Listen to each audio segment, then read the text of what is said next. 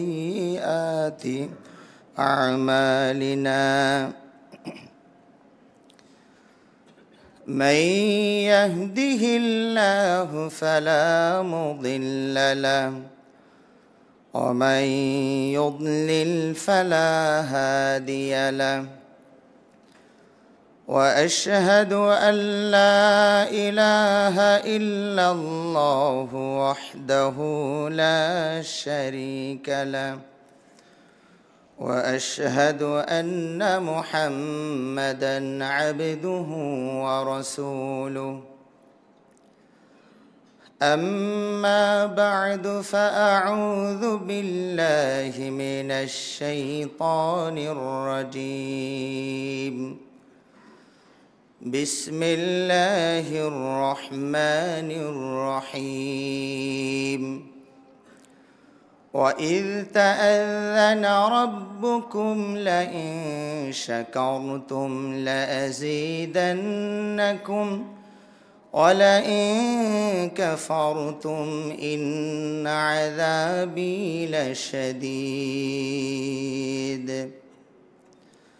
عن أبي هريرة رضي الله تعالى عنه قال قال رسول الله صلى الله عليه وسلم من لا يشكر الناس لا يشكر الله رواه أحمد والترمذي وصححه الشيخ الألباني رحمهم الله الحمد لله আমরা শুরুতেই মহান আল্লাহ সুবহানাহু ওয়া তাআলার প্রশংসা জ্ঞাপন করছি, যিনি আমাদেরকে জীবন চলার পথে অসংখ্য অগণিত অনুগ্রহ রাজির মাঝে বেষ্টিত রেখেছেন।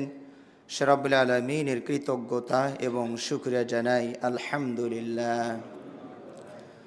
সালাত এবং সালাম শান্তির ধারা বর্ষিত হোক আমাদের প্রিয় নবী, বিশ্বনবী, সর্বশেষ ও সর্বশ্রেষ্ঠ নবী নবী মুহাম্মদুর রাসূলুল্লাহ সাল্লাল্লাহু আলাইহি ওয়াসাল্লামের প্রতি।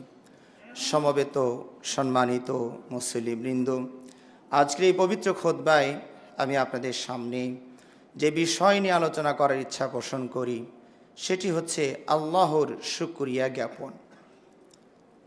শুকরিয়া শব্দটি উর্দু ভাষায় আমরা ব্যবহার করি, মূলত শব্দটি আরবি আশ-শুকর তথা শিন কাফ র এই তিনটির অক্ষরের সমন্বিতই শব্দ শুকর। আরবিতে যেমন বলে শুকরান লাক, আপনাকে ধন্যবাদ।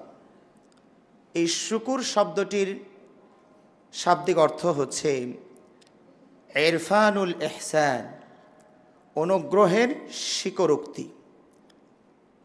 ইসলামের দৃষ্টিতে শুকরিয়াটাকে যদি একটু সুন্দর সংজ্ঞা দেওয়ার চেষ্টা করি তাহলে আমার কাছে মনে হয়েছে শাইখুল ইসলাম ইবনুল কাইয়িম রাহিমাহুল্লাহ তথা শাইখুল ইসলাম ইবনু তাইমিয়ার সুযোগ্য ছাত্র শাইখুল ইসলাম ইবনুল কাইয়িম রাহিমাহুল্লাহ যে সংজ্ঞাটি দিয়েছেন সেটি আমার কাছে চমৎকৃত মনে হয়েছে।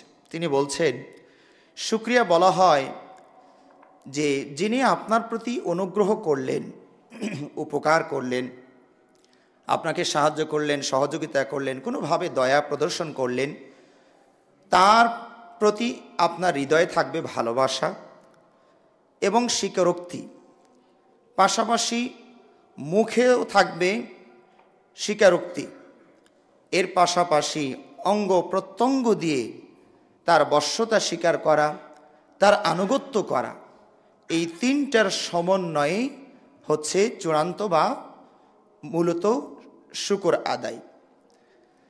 এই শুকর এর তিনটি রোকন রয়েছে।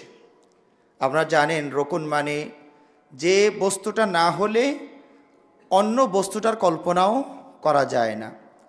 ফাউন্ডেশন যদি না থাকে, পিলার যদি না থাকে, তাহলে বিল্ডিংয়ের যেমন কল্পনা করা যায় না, তো রোকন হচ্ছে এমন জিনিস যার উপরে অন্যে দাঁড়িয়ে থাকে, এটাকে বলা হয় রোকন, মূল, ফাউন্ডেশন, ভিত্তি। এই শুকরিয়া আদায়, কৃতজ্ঞতা প্রকাশ, তারও তিনটি রোকন রয়েছে। সংজ্ঞার ভিতরে যদি কেউ সূক্ষ্মভাবে খেয়াল করে থাকেন, বিশেষ করে শাইখুল ইসলাম ইবনুল কাইয়িম রাহিমাহুল্লাহর যে সংজ্ঞাটি দিয়েছি ওর মাঝে এগুলো রয়ে গেছে, ওই সংজ্ঞার মাঝে এই তিনটি বিষয় এসেছে।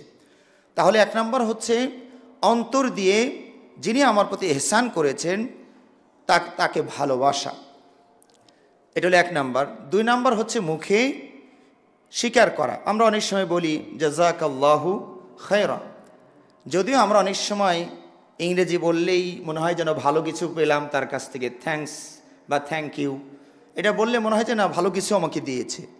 আপনাকে ইংরেজিতে আমি বলি বা বাংলায় বলি ধন্যবাদ, উর্দু দিয়েও যদি বলি শুকরিয়া, এতে তেমন কোনো ফায়দা নেই। যদি আমি বলতাম তার বদলে জাযাকাল্লাহু খায়রা, কারণ আপনাকে যদি বলি ধন্যবাদ, এটা নিয়ে আপনি কি করবেন? ইরিয়াবাদ করবেন না সার দিবেন জমিতে?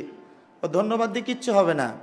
তার চেয়ে তার কাছে স্বীকৃতি দেওয়া, ভাই আমি ব্যক্তিগতভাবে আপনার কিছু করতে পারলাম না, এত বড় উপকার আপনি আমার করলেন, আমার তো দেওয়ার কিছু নাই, তবে একটুকু আছে, কমপক্ষে আমি যিনি দিতে পারেন তাকে বলে রাখলাম জাযাকাল্লাহু খায়রা, আল্লাহ উনি যেন আপনাকে উত্তম বদলা দান করে। তা আরবির অভিবাদন, আরবির কৃতজ্ঞতা প্রকাশের কোনো তুলনাই হবে না। সুবহানাল্লাহি ওয়া বিহামদিহি সুবহানাল্লাহিল আযীম।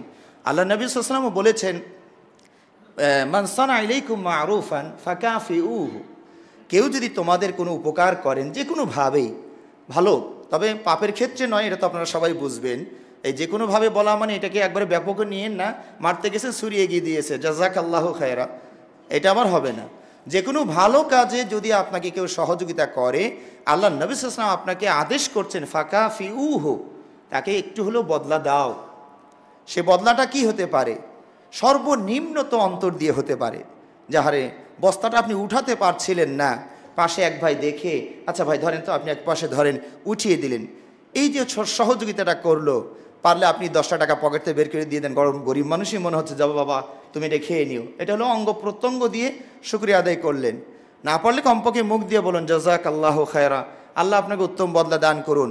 না হলে কমপক্ষে হৃদয়টা যেন বিগলিত হয়ে যায় তার জন্য যে এত বড় একটা উপকার তিনি আমার করলেন। তো এই হচ্ছে 3টি ঈমানের রোকন। 1 নম্বর যেটা বললাম অন্তরে ভালোবাসা, আর মুখে হচ্ছে স্বীকারোক্তি। যেমন আল্লাহ রাব্বুল আলামিন সূরাতুদ দুহা এর শেষ আয়াতেও বলেছেন ওয়া আম্মা বিনি'মাতি রাব্বিকা ফাহাদ্দিস, তাহলে তোমার রবের নিয়ামতের কথা বর্ণনা করো। এই যে মুখ দিয়ে বলা, ভাই একসময় গরিব ছিলাম, চামড়া ব্যবসা করতাম, এই জাতির সামনে, মানুষের সামনে, বন্ধু মহলে প্রচার করা, এটা আল্লাহ রাব্বুল আলামিন আপনাকে আদেশ করেছেন। ওয়া আম্মা বিনি'মাতি রাব্বিকা ফাহাদ্দিস, এটা হলো 2 নম্বর রোকন। 3 নম্বর রোকন হচ্ছে সাধ্য অনুযায়ী আপনার অঙ্গ প্রত্যঙ্গের মাধ্যমে তার প্রতিফলন ঘটানো। যেমন আপনি একটু ধনী মানুষ, তাহলে আপনার লেবাস পোশাকে কিছুটা যেন মেসেজ থাকে যে আপনি আল্লাহর অনুগ্রহ প্রাপ্ত। এমন যেন না হয় যে আপনি ফকিরি বেশে মানুষের সামনে ওঠা বসা করেন, মানুষ আপনাকে দেখলে পকেট খোঁজার চেষ্টা করে যে মনে হয় কিছু দেওয়া লাগবে, তাহলে এটা তো ভালো হলো না। আল্লাহ নবী সাল্লাল্লাহু আলাইহি ওয়াসাল্লামের যুগে এরকম একজন ব্যক্তি ওই দৈন্য দশা জীর্ণ শীর্ণ পোশাকে উপস্থিত হয়েছিলেন। আল্লাহ নবী সাল্লাল্লাহু আলাইহি ওয়াসাল্লাম বললেন, তোমাকে কি আল্লাহ কোনো সম্পদ দেয়নি? লোকটি বললেন, ইয়া রাসূলুল্লাহ, আল্লাহ আমাকে অনেক সম্পদ দিয়েছেন, গরু, ছাগল, উট, এগুলোর একবারে পালকে পাল আমার আছে। তখন আল্লাহ নবী সাল্লাল্লাহু আলাইহি ওয়াসাল্লাম বললেন, ফালিউরা আলাইকা আসারুহু, তোমাকে যে আল্লাহ এত বড় অনুগ্রহ করেছেন তার কিছু আলামত, কিছু নিদর্শন, কিছু চিহ্ন যেন তোমার উপরে দেখা যায়। এখন যে অবস্থায় এসেছো, এটা আমার ব্যাখ্যা আর কি, যে অবস্থায় এসেছো তা তো আমার দেওয়ার চিন্তা করা লাগছিল। তো এই জন্য এই কর্মের মাধ্যমে আল্লাহর নিয়ামতের শুকরিয়া আদায়, এর মানবিক বিলাসিতায় চলে যাবেন। ইসলাম কত সুন্দর, একবারে শৈথিল্যতাও নয়, আবার বাড়াবাড়িও নয়, ছাড়াছাড়িও নয়, বাড়াবাড়িও নয়। আবার যদি অপচয় করে ফেলেন, ওখানে আল্লাহ রাব্বুল আলামিন আবার কঠিন শব্দ বলেছেন, ওয়ালা তুবাযযির তাবযীরা, অপচয় কখনোই করিও না, ইন্নাল মুবাযযিরিনা কানু ইখওয়ানাশ শায়াতিন, অপচয়কারী শয়তানের ভাই। তাহলে ওদিকেও যাওয়া যাবে না। এই জন্য আল্লাহ রাব্বুল আলামিন মুমিনের বৈশিষ্ট্য বলেছেন, ওয়া ইযা আনফাকু লাম ইউসরিফু ওয়া লাম ইয়াকতুরু ওয়া কানা বাইনা যালিকা কাওয়ামা। মুমিন হচ্ছে তারা যারা অপচয় করবে না, আবার কৃপণতাও করবে না, যেখানে যেটুকু প্রয়োজন, না হলেই নয়, ওইখানে ওইটুকু তারা ব্যয় করবে। এখানে আল্লাহ নবী সাল্লাল্লাহু আলাইহি ওয়াসাল্লাম আল্লাহর কৃতজ্ঞতা এই অঙ্গ প্রত্যঙ্গ কর্মের মাধ্যমেও প্রকাশ করতেন। 3 নম্বর রোকন যেটা, আল্লাহ নবী সাল্লাল্লাহু আলাইহি ওয়াসাল্লামকে আল্লাহ রাব্বুল আলামিন যত নিয়ামত দিয়েছেন তার মধ্যে একটি নিয়ামত ছিল যে তার আগে এবং পরের সব গুনাহ আল্লাহ মাফ করে দিয়েছেন। সুবহানাল্লাহ, সুবহানাল্লাহ, আলহামদুলিল্লাহ। তো তারপরেও তিনি রাত জেগে জেগে দাঁড়িয়ে ইবাদত করতে করতে পা ফুলে যেত। সাহাবারা বলতেন, ইয়া রাসূলুল্লাহ, ক্বাদ গাফারাল্লাহু লাকা মা তাকাদ্দামা মিন যামবিকা ওয়া মা তাআখার। আল্লাহ রাব্বুল আলামিন আপনার আগে পরের সব গুনাহ মাফ করে দিয়েছেন, তারপরও এই দশা, এইভাবে দাঁড়িয়ে দাঁড়িয়ে ইবাদত করে পা ফুলিয়ে দিলেন। আল্লাহ নবী সাল্লাল্লাহু আলাইহি ওয়াসাল্লাম তার উত্তরে কি বলেছিলেন? আফালা আকুনু আবদান শাকুরা, আমি কি আল্লাহর কৃতজ্ঞ বান্দা হব না? সুবহানাল্লাহ, সুবহানাল্লাহ। দেখুন, নবী রাসূলদের আল্লাহর পক্ষ থেকে অফার, আর আমাদের অফারের মাঝে যদি এরকম হয়ে যেত, আমরা কি করতাম? যদি খালি আমরা শুনতে পেতাম যে আল্লাহ আমার আগে পরে সব গুনাহ মাফ করে দিয়েছে, তাহলে আমার আর কে ঠেকায়? যা মন চাই তাই করে ফেলতাম। কিন্তু নবী রাসূলগণ আল্লাহর শুকরিয়া পেয়ে, ক্ষমা পেয়ে তারা আরও ইবাদতে মশগুল হয়ে গিয়েছেন। আল্লাহ এত বড় দয়া আমার প্রতি করলেন, আগে পরের অ্যাডভান্স ক্ষমা আল্লাহ করে দিলেন, তার কৃতজ্ঞতা জানানোর জন্য পা ফুলিয়ে দিয়েছেন। সুবহানাল্লাহ বিহামদিহি, সুবহানাল্লাহুল আযীম। এই শুকর নামক মূল ধাতু থেকে আল্লাহ রাব্বুল আলামিন তার জন্য দুটো নাম চয়ন করেছেন।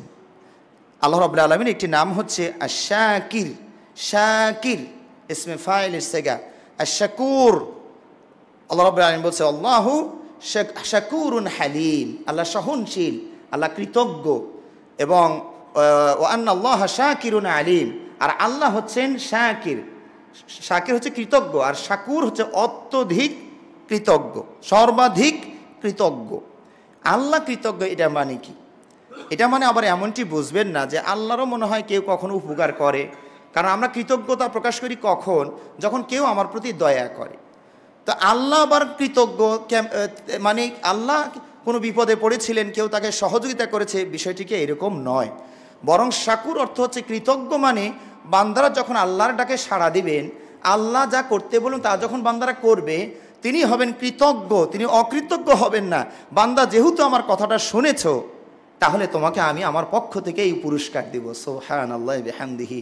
এই জন্য আল্লাহ রাব্বুল আলামিন তিনি নিজেকে শাকির এবং শাকুর নামে, ডিগ্রিতে, টাইটেলে নিজেকে ভূষিত করেছেন। আলহামদুলিল্লাহ। এই গুণটি আল্লাহ রাব্বুল আলামিন নবী রাসূলদের ক্ষেত্রেও ব্যবহার করেছেন। আল্লাহ রাব্বুল আলামিন নূহ আলাইহিস সালাতু ওয়াস সালামকেও বলছেন, ইন্নাহু কানা আবদান শাকুরা, আমার নূহ তিনি শুকরগুজার বান্দা ছিলেন। আল্লাহ রাব্বুল আলামিন ইব্রাহিম আলাইহিস সালামকে বলছেন শাকিরান লিআনউমি, আল্লাহর শুকরিয়া আদায়ের ক্ষেত্রে তিনি ছিলেন অগ্রসেনানী, তিনি শুকরগুজার। তো এইভাবে আল্লাহ রাব্বুল আলামিন মুহাম্মদ সাল্লাল্লাহু আলাইহি ওয়াসাল্লামকে যেটা বলেছেন সেটা আমরা কিছুক্ষণ আগে আপনাদেরকে শুনিয়েছি। আল্লাহ রাব্বুল আলামিন এই শুকরিয়া আদায়ের জন্য সবাইকে আদেশ করেছেন, ফাযকুরুনি আযকুরকুম ওয়াশকুরুলি ওয়াশকুরুলি ওয়াশকুরুলি ওয়ালা তাকফুরুন। আল্লাহ রাব্বুল আলামিন বলছেন, তোমরা আমাকে স্মরণ করো, আমি তোমাদের স্মরণ করব, আর তোমরা আমার কৃতজ্ঞ বান্দা হও, আমি তোমাদের কৃতজ্ঞ হব। তারপর আল্লাহ রাব্বুল আলামিন ওয়াশকুরুলি ওয়ালা তাকফুরুন, তোমরা অকৃতজ্ঞ হইও না, কৃতজ্ঞ আদায় করো। আল্লাহ রাব্বুল আলামিন এই কৃতজ্ঞ আদায়ের ক্ষেত্রে নবীদেরকেও আদেশ করেছে, ওয়া'বুদ ফাল্লাহা ফা'বুদহু বালিল্লাহা ফা'বুদহু ওয়া কুম মিনাশ শাকিরিন। আল্লাহ মুহাম্মদ সাল্লাল্লাহু আলাইহি ওয়াসাল্লামকেও বলছেন যে আল্লাহর ইবাদত করুন এবং আপনি শুকরগুজার বান্দাদের অন্তর্ভুক্ত হয়ে যান। সকল মুমিনকেও লক্ষ্য করে বলেছেন, ইয়া আইয়ুহাল্লাযীনা আমানু কুলু মিন তাইয়্যিবাতি মা রাযাকনাকুম ওয়াশকুরু লাহ, তোমাদেরকে আমি যে ভালো খাবারগুলো দিয়েছি, মজাদার খাবারগুলো দিয়েছি, সুস্বাদু, বৈধ, হালাল, সেগুলো খাও আর আল্লাহর শুকরিয়া আদায় করো। এই শুকরিয়া যদি আমরা আদায় করি তাহলে আমরা কি লাভবান হব? এক নম্বর লাভ হচ্ছে, আপনি যদি এই যোগ্যতা অর্জন করতে পারেন যে আল্লাহর কিছু একটা পেলেই আপনার মুখ দিয়ে শুকরিয়া, আল্লাহর প্রশংসা বেরিয়ে আসে, তাহলে আপনি কমপক্ষে সর্বনিম্ন এটুকু বুঝতে পারেন আপনার ভিতরে সামান্য পরিমাণ আলহামদুলিল্লাহ। বলছেন আজাবান লি আমরিল মুমিন, মুমিনের বিষয়টা খুবই আশ্চর্যজনক। এই ইন্না আমরাহু কুল্লাহু খায়র, মুমিনের কোনো বিষয়ই বৃথা যায় না, অনর্থক কিছু নাই। উনি ঘুমাইলেও কল্যাণ, জেগে থাকলেও কল্যাণ, মানে চললেও কল্যাণ, বসলেও কল্যাণ, দাঁড়াইলেও কল্যাণ।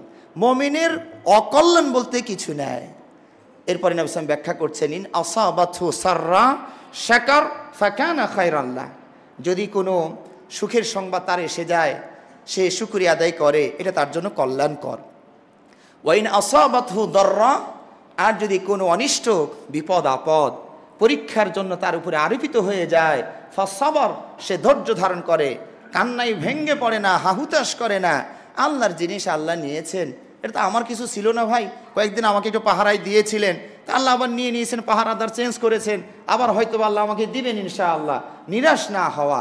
আইয়ুব আলাইহিস সালাম কত কিছু হারালেন, সন্তান হারালেন, পরিবার হারালেন, রাজ্য হারালেন, স্বাস্থ্য হারালেন, সুস্থতা সব কিছু হারালেন, কিন্তু সবুর, ধৈর্যশীল ছিলেন। আল্লাহ রাব্বুল আলামিন দুনিয়াতেই সব কিছু আবার তাকে ফেরত দিয়েছিলেন, শুধু ফেরত দেননি, ডবল ডবল করে দিয়েছিলেন। সুবহানাল্লাহ, সুবহানাল্লাহ। তাহলে আমরা যদি শুকরিয়া আদায় করি, সর্বনিম্ন যোগ্যতা, এই যে ডিগ্রি আপনার যে বিশেষণ অর্জিত হয়েছে, সেটা হলো আপনার ভিতরে ঈমান আছে। 2 নম্বর হচ্ছে, আপনি যদি শুকরিয়া আদায় করেন তাহলে আল্লাহ আপনার প্রতি সন্তুষ্ট হবেন। আল্লাহ কোরআন বলছেন, ইনতাশকুরু, তোমরা যদি আল্লাহর শুকরিয়া আদায় করো, আল্লাহ তোমাদের প্রতি সন্তুষ্ট হবেন। সুবহানাল্লাহ। আর আল্লাহর সে যায় এহকালের পরকালে কোনো জায়গায় আপনি আর ঠেকবেন না, আর আটকা পড়বেন না। এরপর আল্লাহ রাব্বুল আলামিন, এটা 2 নাম্বার, যে আল্লাহর সন্তুষ্টি আপনি পাবেন। 3 নাম্বার হচ্ছে, আপনি যে নিয়ামতে আছেন সেই নিয়ামতের প্রবৃদ্ধি ঘটবে, এটা আল্লাহর ওয়াদা। লাইন শাকারতুম লাযীদান্নাকুম, তোমরা যদি শুকরিয়া আদায় করো আমি আল্লাহ অবশ্যই আরো বাড়িয়ে দিব। সুবহানাল্লাহ। তা আপনার লসটা কি, আপনার সমস্যাটা কি? আপনি নিয়ামতে আছেন, বলুন আলহামদুলিল্লাহ। ভালো একটি খেতে পেয়েছেন, আলহামদুলিল্লাহ।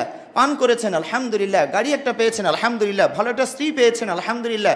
ভালো একটা সন্তান পেয়েছেন, আলহামদুলিল্লাহ। বাতাসটা খুব সুন্দর, আলহামদুলিল্লাহ। সর্বক্ষেত্রে শুধু যদি এই ছোট্ট শুকরিয়াটুকু আদায় করেন, তাহলে আল্লাহ বলছেন, লা ইন শাকারতুম লাযীদান্নাকুম, যদি তোমরা শুকরিয়া আদায় করো তাহলে আমি অবশ্যই বাড়িয়ে দিব। এবং এই শুকরিয়া আদায় আপনাকে নিরাপত্তা দান করবে, আল্লাহর আযাব থেকে আপনাকে নিরাপত্তা দিবে। আল্লাহ রাব্বুল আলামিন পবিত্র কোরআনে তাই বলেছেন যে, মা ইয়াফআলুল্লাহু বিআযাবিকুম ইন শাকারতুম ওয়া আমানতুম, আল্লাহ তোমাদেরকে কেন আযাব দিতে যাবেন, কেন শাস্তি দিবেন, যদি তোমরা একটু কৃতজ্ঞ বান্দা হও আর যদি ঈমানটা আনো, তাহলে আল্লাহ আযাব দেওয়ার কি দরকার, আল্লাহ কেন তোমাদেরকে শাস্তি দিবেন? বোঝা গেল, যদি শুকরিয়া আদায় করেন তাহলে আল্লাহ আপনাকে আযাব থেকে রক্ষা করবেন। সর্বশেষ আরও তো অসংখ্য আছে, মোটামুটি আমি 5টি পুরস্কারের কথা আপনাদেরকে বললাম। তার 4th নাম্বার হচ্ছে ওয়াসায়াজিল্লাহুশ শাকিরিন, ওয়াসায়াজিল্লাহুশ শাকিরিন। আর এক আয়াত আল্লাহ বলছে ওয়ানাজিস শাকিরিন, আল্লাহ রাব্বুল আলামিন শুকরগুজার বান্দাদেরকে আল্লাহ সর্বোত্তম প্রতিদান দান করবেন। তবে এখানে প্রতিদানের পরিমাণটা তিনি উল্লেখ করেননি, কতটুকু দিবেন, কয় কোটি দিবেন, মিলিয়ন, বিলিয়ন, ট্রিলিয়ন, কতটুকু দিবেন, আল্লাহ রাব্বুল আলামিন এখানে পরিমাণটা উল্লেখ করেননি। তাহলে কতটুকু কম দিবেন না? পুরস্কারের মান নির্ভর করে পুরস্কার দাতার মানের উপরে। পুরস্কার দাতা যেমন মান হবে, ওনার মান যত হবে, পুরস্কারের মানটা তত বেশি হবে। আমরা যদি চেয়ারম্যান সাহেব একটা পুরস্কার দিবেন, এটা কতটুকু হতে পারে? 2 লক্ষ হবে কি? কঠিন। 10,000, 5,000, 500, 200, 1500 এর মধ্যেই থাকে। কিন্তু যদি সেই পুরস্কারটা কোনো একজন মন্ত্রী সাহেব দিবেন, তাহলে মানটা বেড়ে যাবে। প্রধানমন্ত্রী দিবেন, তখন তো লাখ লাখ টাকার চেক দেওয়া লাগে। ছোট্ট পুরস্কার দিলে ওনার মান সম্মানই থাকবে না। জাতিসংঘের মহাসচিব দিলে তখন তার ডলারও থাকে না, রিয়ালও থাকে না, তখন কয়েক কেজি গোল্ড দেওয়া লাগে, স্বর্ণ দেওয়া লাগে, নাহলে ওনার মান ঠিক থাকবে না। তাহলে সারা বিশ্বের যিনি মালিক, তিনি যদি বলেন যে এই যে শুকরগুজার বান্দা, চিন্তা করো না, আমি তোমাদেরকে পুরস্কার দেব, সুবহানাল্লাহি ওয়া বিহামদিহি সুবহানাল্লাহিল আযীম, কি পরিমাণ পুরস্কারটা হবে, আল্লাহু আকবার। আবার যদি কেউ অকৃতজ্ঞ হন, তাহলে এই সব বিপদ আপনার দিকে এসে যাবে। এহকালেও আসবে, পরকালেও আসবে। পরকালে তো আসবেই, এহকালেও আসতে পারে। আল্লাহ রাব্বুল আলামিন তার পবিত্র কোরআনে 2টো জাতির নাম উল্লেখ করেছেন। এটা সাবা জাতি, আপনারা তো জানেন যে সূরা সাবা, এই সাবা মাঝে একটা জাতির কথা আল্লাহ রাব্বুল আলামিন উল্লেখ করেছেন। তিনি আল্লাহ বলছেন যে আমি এই সাবা জাতিকে 2টো বাগান দিয়েছিলাম, ডাইনে এবং বামে। তাদের গ্রামের ডাইনে এবং বামে বা চলার পথের ডাইনে আর বামে 2টো বাগান দিয়েছিলাম, ফলে ফুলে ভরপুর ছিল। তাদেরকে বলা হয়েছিল এগুলো তোমরা খাও আর একটু আল্লাহর শুকরিয়া আদায় করো, কিন্তু তারা অকৃতজ্ঞ হয়েছিল, আল্লাহর শুকরিয়া আদায় করেনি। আল্লাহ রাব্বুল আলামিন সেটা মারাত্মক একটা প্লাবন দিয়ে, যেটা এখনকার ভাষায় সিডর বলতে পারেন, সোনামি বলতে পারেন, সাইল আল্লাহ আরিম বলেছেন, এই আরিম নামে মারাত্মক বন্যা প্লাবন দিয়ে ওই পুরো বাগানগুলোকে আল্লাহ তছনছ করে দিয়েছেন। একটু শুকরিয়া আদায় এটুকুই করলা না, আল্লাহ রাব্বুল আলামিন রেগে গিয়ে বাগানটাকে ধ্বংস করে দিয়েছে। এভাবে আরেকটা জাতির কথা আল্লাহ উল্লেখ করেছেন, তাদেরকেও আল্লাহ রাব্বুল আলামিন নিরাপদ একটা জনপদ দিয়েছিলেন, নিরাপদ জনপদ দিয়েছিলেন। সেখানে তারা শান্তিতে নিরাপদে বসবাস করত। আল্লাহ তাদেরকে একটু শুকরিয়া আদায় করতে বলেছিলেন। ফাকাফারাত বিআনআমিল্লাহ, আল্লাহর নিয়ামতের সাথে তারা কুফরি করল। ফলে তাদের নিরাপত্তা আল্লাহ ছিনিয়ে নিলেন এবং তাদেরকে ক্ষুধা এবং ভয় ভীতিতে বেষ্টন করে নিলেন।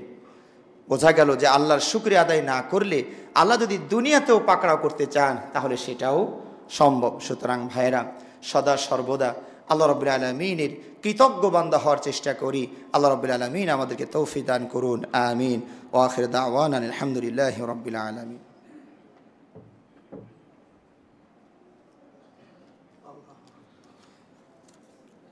ইন্নাল হামদুলিল্লাহি ওয়াহদা ওয়াসসালাতু ওয়াসসালামু আলা মান লা নাবিয়্যা বা'দা ওয়া আলা আলিহি ওয়া আসহাবিহি ওয়া মান তাবি'আহুম বিইহসানিন ইলা ইয়াউমিদ্দিন, আম্মা বা'দ।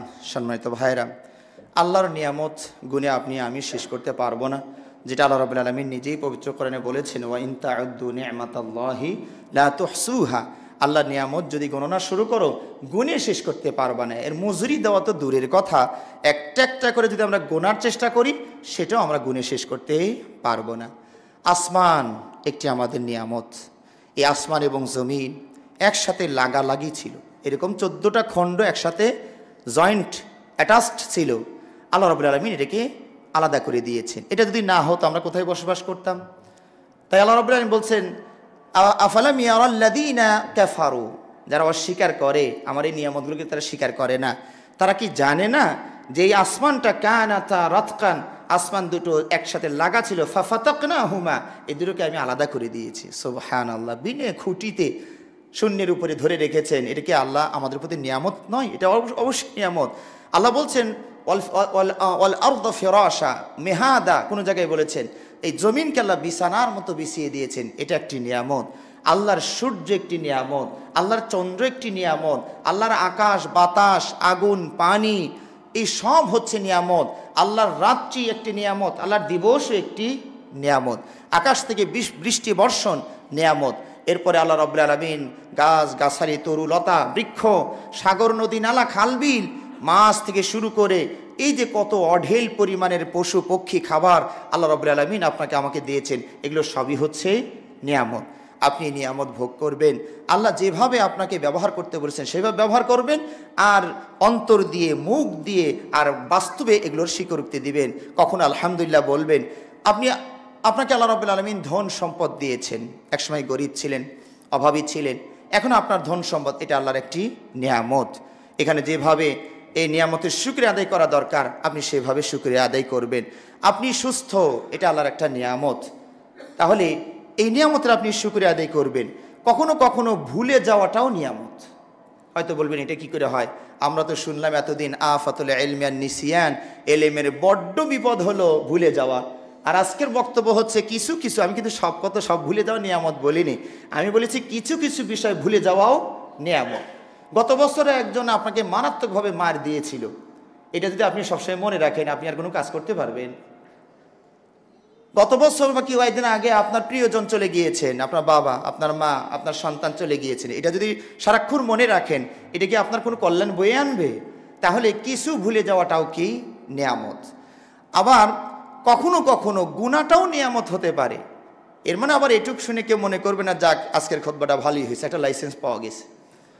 আমরা বলছি কোন গুনাহটা নিয়ামত। কিছু কিছু গুনাহ নিয়ামত, কারণ শাইখুল ইসলাম ইবনুল কাইয়িম রাহিমাহুল্লাহ বলছেন একটা মানুষের যদি গুনাহ বলতে কিছুই না থাকতো তাহলে সে অহংকারী হয়ে যেত, তখন সে নিজেকে দাবি করতো আল্লাহ আমাকে জান্নাত দিবে না, মানে বলেন কি, আমি কি করছি, যা করতে বলেছেন তাই করেছি, যা ছাড়তে বলেছেন তাই ছেড়েছি, আমাকে জান্নাত দিবে না, মানে অহংকারী একটা ভাব তার হৃদয়ের মাঝে ফুটে আসতো। এই জন্য আর অহংকারটা হলো পতনের মূল, যে কারণে শয়তানের পতন হয়েছে। এত উচ্চ পদস্থ কর্মকর্তা শয়তান ছিলেন, তারপরেও শুধুমাত্র অহংকার, আবা ওয়াস্তাকবারা, আবা ওয়াস্তাকবারা ওয়া কানা মিনাল কাফিরিন, এই যে অহংকার তার ধ্বংসের মূল হয়ে গেল। সুতরাং একটা দুটা পাপ আপনি সতর্ক ছিলেন যেন না হয়, তারপরে হয়ে গিয়েছে, তাহলে এটা তো একটা নিয়ামত হয়ে গেছে। কেমনে? আপনি এখন মাথাটা নিচু হয়ে গেছে, ওই একটা কাজ তো করি নাই, এখন আল্লাহ জান্নাত দেয় কি না দেয় এটার জন্য যদি ধরে বসে তাইলে তো মুশকিল, সব আমল বরবাদ হয়ে যাবে। তাহলে কখনো কখনো দুই একটা ভুল এটাও আমার আপনার জন্য কি হতে পারে? নিয়ামত হতে পারে। সম্মানিত ভাইরা, আল্লাহ নিয়ামতগুলোকে নিয়ে একটু নিরিবিলি পরিবেশে চিন্তা করবেন। আপনার শরীরের ভিতরে যে নিয়ামতগুলো আছে, দূরেরটা না হয় নাই চিন্তা করলেন, কমপক্ষে আপনার শরীরে যেটুকু আছে সেটুকু নিয়ে একটু ভাবুন। যার মাথার চুলগুলো উঠে গিয়েছে সেই বেচারারা আপনি তুলনা করুন তো কেমন লাগবে? আপনার চুলটা যদি উঠে যেত, টাক মাথা হয়ে যেতেন, তাহলে সবসময় তো পাগড়ি, আমাদের সে বড় হুজুর হয়ে যেতেন আপনি। হয় পাগড়ি মাথায় দিয়ে ঢেকে রাখবেন, মুশকিল, মাথায় কিছু নাই, হ্যাঁ, তাহলে একটা লজ্জা। না হলে ওই যে কৃত্রিম চুল লাগাবেন, যেটা শরীয়তে নিষিদ্ধ, কৃত্রিম চুল লাগাবেন, সেটা নিষিদ্ধ। তাহলে এই যে আপনার মাথার চুলটা আল্লাহ বহাল রেখেছেন, আল্লাহ শুকরিয়া আদায় করা দরকার, আলহামদুলিল্লাহ। একটু আপনার মুখটার দিকে খেয়াল করুন। আল্লাহ রাব্বুল আলামিন যার মাড়ির দাঁতটা শুধু নিয়ে নিয়েছেন, তার কি অবস্থা? মাড়ির দাঁত হচ্ছে পেশন জন্তু, জাঁতা। দাঁতগুলোকে আল্লাহ কীভাবে সাজিয়েছেন? ধরন, ছেদন, পেশন।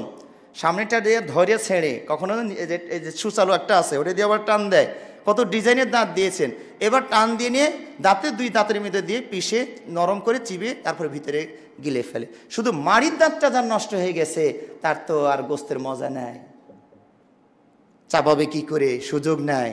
তো সুতরাং এই যে নিয়ামতগুলো, জিহ্বা যার ভালো আছে, খাবার খেলি মজা পায়, মজা পায়। আর আরেকজন বলে কি ইলিশ মাছের আর মজা নাই, আসলে ওনার জিহ্বা গেছে নষ্ট হয়ে। ইলিশ মাছের মজা আবার কে চিন্তাই করলো? ইলিশ মাছের মজা হয়তো বা আল্লাহ নিতেও পারেন, ওটা আমরা অস্বীকার করছি না, কিন্তু বেশিরভাগই মানুষের সারের বস্তু খেয়ে খেয়ে জিহ্বার গেছে টেম্পার নষ্ট হয়ে, এখন ওই চিংড়ি মাছটা ছাড়ার কোনো মাছের তেমন মজা পায় না। এই যে যাদের জিহ্বাটা ঠিক আছে, আল্লাহ শুকরিয়া আদায় করুন। এই যে শরীরের ভিতরে 360টা জয়েন্ট আল্লাহ দিয়ে দিয়েছেন, চিন্তা করুন, নিরালি নিবৃতে বসুন, 360টা জয়েন্ট আপনার শরীর আল্লাহ দিয়েছেন। শুধু হাঁটুটা যদি জয়েন্টের কাজটা না করে, এই যে আসার সময় হাঁটার সময় পা দিয়ে তুললেন আর উঠালেন, আর হাঁটুটা যদি টান টান হয়ে যায়, আর ভাঙ্গে না, ভাঁজ হয় না, আপনি কি করে চলাফেরা করতেন? এই যে হাতগুলো, কতগুলো হাতের ভিতরে কতগুলো জয়েন্ট আল্লাহ দিয়ে দিয়েছেন, যেমনি চান তেমনি ঘোরাচ্ছেন, ছোট বড় করছেন, ধরছেন, ছাড়ছেন। শুধু যদি এটা কাজ না করে, টান টান হয়ে যায়, আর কিছু করতে পারবেন না। আল্লাহু আকবার। এভাবে নিজেকে নিয়ে আল্লাহ এই জন্য বলেছেন, অফি আনফুসিকুম আফালা তুবসিরুন, তোমার নিজের ভিতরে সব কিছু আছে, তুমি কি চিন্তা করো না, ভাবো না? এইভাবে যত সাইট আছে আপনি চিন্তা করে দেখবেন, সব কিছুতে কার ক্ষমতা? আল্লাহ রাব্বুল আলামিনের ক্ষমতা। সব কিছু আল্লাহ আপনাকে দিয়েছেন। অনেক সময় মানুষের ঈমান আকীদা ক্ষুদ্র ক্ষুদ্র বিষয় নষ্ট হয়ে যায়। আল্লাহ নবী সাল্লাল্লাহু আলাইহি ওয়াসাল্লাম হাদিসে কুদসিতে বলছেন যে আল্লাহ রাব্বুল আলামিন বললেন, আসবাহা মিন ইবাদি মুমিনুম বি ওয়া কাফিরুন বি। আজকে কিছু বান্দা, আজকে রাত্রে কিছু বান্দা আমার উপরে বিশ্বাসী ছিল, আবার কেউ কেউ আমার উপরে অস্বীকারী ছিল, কাফের ছিল। সেটা কিভাবে? একটু বৃষ্টি হয়েছে, রাত্রিবেলায় বৃষ্টি হয়েছে, বৃষ্টির প্রয়োজন ছিল, ভালো একটা বৃষ্টি হয়েছে। মুমিন যারা তারা বলবেন, মুতিরনা বিফদলিল্লাহি ওয়া রাহমাতিহি, আল্লাহর রহম আর ফজল করমে আজকে বৃষ্টি পেয়েছি গো, আলহামদুলিল্লাহ। তাহলে এই লোকগুলো মুমিন হয়ে রাত্রিটা কাটালো। আর একদল বলল, মুতিরনা বিনাউ এ কাযা ওয়া কাযা, গণকের কথায়ও বিশ্বাস করে, ওই যে অমুক অমুক তারকা উঠছে, তো ওই তারকার কারণে, দেবদেবীর কারণে বৃষ্টি পেলাম। তারা কাফের হয়ে গেল। ওমর ইবনুল খাত্তাব রাদিয়াল্লাহু তাআলা আনহু কত সূক্ষ্ম মানুষ ছিলেন। একজন খালিদ বিন ওয়ালিদ, তার ব্যাপারে বেশ কিছু ছোট্টখাটো একটু অভিযোগ ছিল। তার মধ্যে একটা অভিযোগ ছিল যে জনগণের মাঝে একটা এরকম একটা ভাব ফুটে উঠেছিল যে খালিদ বিন ওয়ালিদ যে যুদ্ধের সেনাপতি, ওটা নিয়ে আর আমাদের টেনশন করার দরকার নেই, ওটা বিজয় নিশ্চিত। খালিদ বিন ওয়ালিদকে আল্লাহ রাব্বুল আলামিন এমন কিছু যোগ্যতা দিয়েছিলেন, তার জীবনে কোনো যুদ্ধে তিনি পরাজিত হন নাই। তিনি কাফেরের অবস্থা থাকায়ও কোনো পরাজয় নাই, ইসলামে আসার পরেও তার কোনো জীবনের রেকর্ড নাই যে উনি পরাজয় বরণ করেছেন। হয়তোবা বলতে পারেন উহুদের যুদ্ধে, দেখুন আল্লাহ উহুদের যুদ্ধে কেমনে গড়ে পাল্টা নিতে একটু বিজয় ওনাকে দিয়েই দিয়েছেন, কাফের অবস্থায় ছিলেন। শুরুতে পরাজয় এসে গেল, কাফেররা কিন্তু ময়দান থেকে পালিয়ে গিয়েছিলেন। আর নবী সাল্লাল্লাহু আলাইহি ওয়াসাল্লাম সাহাবাদেরকে 50 জনকে বলেছিলেন এই জায়গাটা ছাড়বা না। রোমাত, জাবালুর রুমাত, তীরন্দাজ পাহাড়, 50 জনকে ওখানে দিয়ে বলেছিলেন এটা ছাড়বা না। এখন সাহাবারা খুশির চোটে হোক আর আবেগে আপ্লুত হয়ে হোক পালাইছে তো ওরা, তো ওনারা ছেড়ে দিয়ে ওইটা গনিমত দখল করার জন্য, কুড়ানোর জন্য চলে গেলেন। মাত্র 10 জন ছিলেন। খালিদ বিন ওয়ালিদ তখন কিন্তু কাফের বাহিনীতে সেনাপতির দায়িত্ব পালন করছেন। উনি পিছন দিক দিয়ে এসে দেখেন এই জায়গাটা ফাঁকা হয়েছে, মাত্র 10 জন, তো ওটাকে পরাজয় করার ব্যাপার না। ওই দিক দিয়ে অ্যাটাক করে উল্টো পাল্টো মুমিনদেরকে মার দেওয়া শুরু করলেন। উহুদে দেখেন 70 জনের মতো শহীদ হয়ে গেলেন। জয় কিন্তু খালিদের একটু হলেও এখানে এসে গেছে। তো এই জন্য খালিদ বিন ওয়ালিদের কোনো পরাজয় কখনোই পাওয়া যায়নি। তো মুমিনদের মাঝে, মুসলিম সেনাপতিদের মাঝে, সেনা সদস্যদের মাঝে এরকম একটা অনুভূতি এসে গেল যে উনি থাকলে আর সমস্যা নাই। ওমর ইবনে খাত্তাব বিচক্ষণ, তিনি দেখলেন যে এই তো মানুষের ঈমান নষ্ট হয়ে যাচ্ছে, আল্লাহ বিজয় দিচ্ছেন এইটার কথা ভুলে যাচ্ছে, খালিদ বিন ওয়ালিদের কৃতিত্ব ফুটে উঠছে। তিনি এত বড় যোগ্য সেনাপতি হওয়া সত্ত্বেও শুধু ঈমান রক্ষার কারণে ওনাকে অপসারণ করলেন যে আপনি আর সেনাপতি না। ওনাকে সাধারণ সেনার দায়িত্ব দিলেন, সেনাপতির দায়িত্ব আর একজন দিলেন। মানুষকে এই মেসেজ দিতে চাইলেন খালিদ আমাদের জয় পরাজয়ের মানদণ্ড নয়, মুসলিমদের জয় পরাজয় নির্ভর করে আকাশে, আল্লাহর কাছ থেকে নির্ভর করে। সুবহানাল্লাহ, সুবহানাল্লাহ। আজকে আমাদের মাঝে এমন একটা পরিবেশ সৃষ্টি হয়েছে, নিরস্ত্র ছাত্ররা আন্দোলন করে একটা বিজয়, যারা মনে করছেন, আবার পক্ষে বিপক্ষে যেহেতু লোক আছে, তো কেউ বিপক্ষে কেউ পক্ষে তো থাকবেনি, এটা তো থাকবেই। নিরস্ত্র ছাত্র সশস্ত্র বাহিনীর সামনে দাঁড়িয়ে যে বিজয় নিয়ে এসেছেন, অনেকেই এটাকে ছাত্রদের কৃতিত্ব এবং এটাকে বেশি ফুটাচ্ছেন। তাদের অবদানকে আমরা অস্বীকার করি না, কিন্তু সেটা যেন সর্বস্ব সব কিছু ছাত্রদের উপরে নির্ভর আমরা না করি। আল্লাহ রাব্বুল আলামিন পবিত্র কোরআনে বলেছেন, কাম মিন ফিয়াতিন কালিলাতিন গালাবাত ফিয়াতাম কাসীরাতাম বিইযনিল্লাহ। ওই যে তলুত এবং জালুতের একটা ঘটনা কোরআনে আপনি দ্বিতীয়বার শেষের দিকে পাবেন, ফালাম্মা ফাসালা তলুত বিল জুনুদি। এখানে আল্লাহ রাব্বুল আলামিন বলছেন যে তলুতের ক্ষুদ্র বাহিনী মাত্র ওই বদর যুদ্ধে যে কয়জন ছিলেন 313 জন, এই ক্ষুদ্র বাহিনী নিয়ে জালুতের বিশাল বাহিনীর উপরে বিজয় লাভ করেছিলেন। সেখানে এই বিজয়ী দল তারা বলেছিলেন কি, কাম মিন ফিয়াতিন কালিলাতিন গালাবাত ফিয়াতান কাসীরাতাম বিইযনিল্লাহ। কত ছোট্ট ছোট্ট ক্ষুদ্র ক্ষুদ্র দল বৃহৎ বিশাল শক্তিধরের উপরেও বিজয় লাভ করে। কার কৃতিত্ব? আল্লাহর কৃতিত্ব। সুতরাং এই অসম যুদ্ধ, এটা পরাজয়ের কোনো আশাই করা যায় না। একটা বাঘে আর ছাগলের লড়াই লাগছে, আচ্ছা কে ছাগলের পক্ষে থাকবেন যে বিজয়টা ছাগলের হইতে পারে, আশা করা যায়। এই আশাটুকু তো কেউ করবেন না, এটা তো কল্পনার বাইরে। তো এই যে বিজয়টা, এটা সম্পূর্ণ বলতে পারেন আল্লাহ রাব্বুল আলামিনের ইচ্ছা। হয়তো বা অন্য পক্ষ জুলুমে একটু বেশি চলে গিয়েছে, এদেরকে সহজে শায়েস্তা করা দরকার, এই জন্য ওটাকে সরিয়ে এটাকে আল্লাহ রাব্বুল আলামিন উত্থান ঘটিয়ে দিয়েছেন। এটা সম্পূর্ণটা আল্লাহর উপরে, আল্লাহর কৃতিত্ব। ওই ছাত্ররা সহ আপনারা জনগণ সহ আল্লাহর প্রশংসা করবেন, যাতে করে আমরা এই নিয়ামতটাকে ধরে রাখতে পারি। কারণ বেশি খুশি হতেও মানা করেছে আল্লাহ রাব্বুল আলামিন পবিত্র কোরআনে বলছে, লিকাইলা তাসাউ আলা মা ফাতাকুম ওয়ালা তাফরাহু বিমা আতাকুম। যা হারিয়েছো তার জন্য বেশি আফসোস করতে যেও না, আর যা পেয়েছো তার জন্য বেশি খুশি হইও না। ব্যালেন্স ঠিক রাখা লাগবে। কখন পাল্লা আবার ঘুরে ওঠে উল্টে ওঠে বলা তো যায় না, কারণ আপনি আপনার সামনে উল্টে গেছে যেহেতু, আপনারও তো উল্টে কতক্ষণ লাগবে। কাজেই কখনো অতি খুশিতে যাওয়া যাবে না। সাহাবাদের জীবনী পড়ুন, নবী রাসূলদের জীবনী পড়ুন, তারা বিজয় হলে কি করেছেন, আপনি সেইভাবেই চলার চেষ্টা করুন। আল্লাহ রাব্বুল আলামিন আমাদেরকে তৌফিক দান করুন, আমিন। সম্মানিত ভাইয়েরা, আমাদের এই মসজিদ, আপনাদের এই প্রাণ প্রিয় মসজিদ, এর বিভিন্ন কাজ এখনও অবশিষ্ট আছে, বাকি আছে। আপনাদের আরও জায়গার প্রয়োজন আছে। সিলেটের ভিতরে এইটুকু জায়গা দিয়ে তেমন কিছু করা আশা করা যায় না। আপনাদের জায়গার সম্প্রসারণ করা লাগবে, সেটা এখানে হোক যেখানে হোক, অবশ্যই আপনাদেরকেই করতে হবে। আল্লাহ আপনাদেরকে সাহায্য করবেন ইনশাআল্লাহ। ইতিমধ্যে আপনারা যথেষ্ট পরিমাণ সাহায্য সহযোগিতা করে আল্লাহর এই দ্বীনকে, আল্লাহর এই সহি দিনকে এই সিলেটের বুকে কায়েম এবং দায়েম রাখার সর্বাত্মক প্রচেষ্টা আপনারা চালিয়ে যাচ্ছেন। আল্লাহ আপনাদের দানকে কবুল এবং মঞ্জুর করুন, আমিন। সামনেও আপনাদের প্ল্যান আছে, জায়গা কিনতে হবে, বিল্ডিং বানাতে হবে। এই আপনাদের দানের হাতকে সংকুচিত করলে তো হবে না। ওই যে আবার শুকরিয়ার ওয়াজের সাথে আপনাকে মিলিয়ে নিন, আল্লাহ আপনাকে দিয়েছেন আর আল্লাহ আপনাকে দিতে বলেছেন। আল্লাহ আপনাকে আনফিক ইবনা আদম উনফিক আলাইকা, এই যে আল্লাহ বলছেন তুমি দাও আমি দিব, তোমারটা সরে গেলে আমারটা এসে যাবে। সুবহানাল্লাহ। এই পরীক্ষায় আপনারা পড়েছেন, আপনার সর্বাত্মকভাবে সর্বোচ্চ সহযোগিতা সবার মনের ভিতরে আসুক, দেওয়ার চেষ্টা করুন। আল্লাহ আমাদেরকে তৌফিক দান করুন, আমিন।